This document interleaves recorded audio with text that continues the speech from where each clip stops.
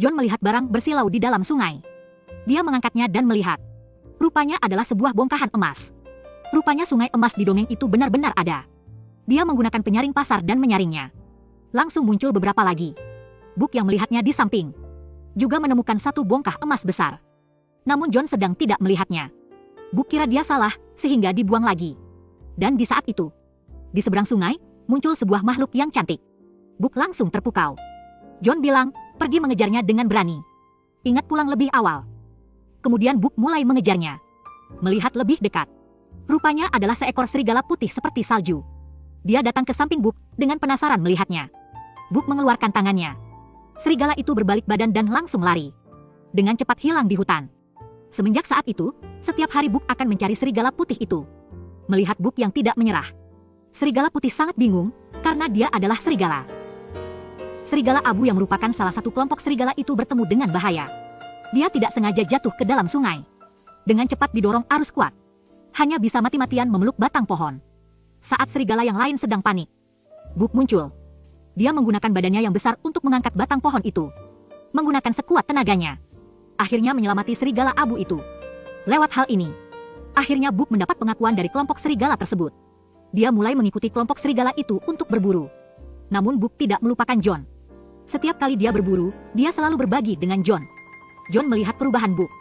Dia tahu keliaran di hari Book sudah terbangun. Dia bukanlah lagi anjing peliharaan seperti dulu. Karena dia sudah menemukan jati dirinya. Waktunya untuk berpamit.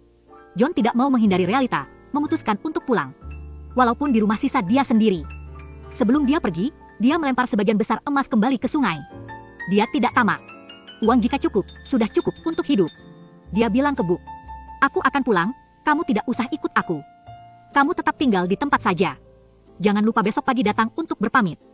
Namun pada malam itu, ada kejadian. Hal yang kejam datang mengejarnya. Dia mengambil senapan dan mengancam John untuk mengeluarkan emas. John melempar emas kepadanya. Namun, uang sebanyak apapun tidak bisa mengubah kemanusiaan seseorang. Hal yang sudah terjerumus itu mau membunuh John. Di saat kritis, Book kembali. Dia dari atap rumah menendang. Menjatuhkan senapan yang dipegang Hal. Hal sekali lagi mengambil tongkat yang ditakuti Book. Namun Book yang sekarang sudah tidak lagi takut. Dia langsung menggigit tongkat itu. Mendorong Hal ke rumah kayu. Kemudian rumah terbakar. Yang jahat sudah mendapat balasannya. Namun sekarang situasi John tidaklah baik. Rupanya tadi saat perkelahian, John ditembak Hal di bagian perut bawah. Book mengambil harmonika dan foto anaknya. Dia menggunakan badannya untuk mengangkat John. John mengelus Book. Mulai sekarang, di sini adalah rumahmu, kamu harus belajar menjadi pemilik dirimu sendiri. Kemudian dia tertidur di pelukan Book dengan tenang. Book dengan tenang menjaganya. Mulai sejak itu, Book yang dulu adalah anjing peliharaan, sudah berubah total menjadi raja serigala di lembah ini. Dia juga memiliki anak bersama serigala putih. Memimpin kelompok serigala dan melindungi lembah ini dan John. Di lahan luas ini, mereka berlari bersama. Memburu bersama. Namun setiap kali dia melewati rumah kayu itu, Book akan menghentikan langkahnya. Mengingat kenangan indahnya dengan John. Walaupun manusia kejam dengannya, dia tidak pernah melupakan manusia. Book sepanjang hidupnya selalu terombang-ambing. Mencari tempat miliknya. Akhirnya dia menemukannya.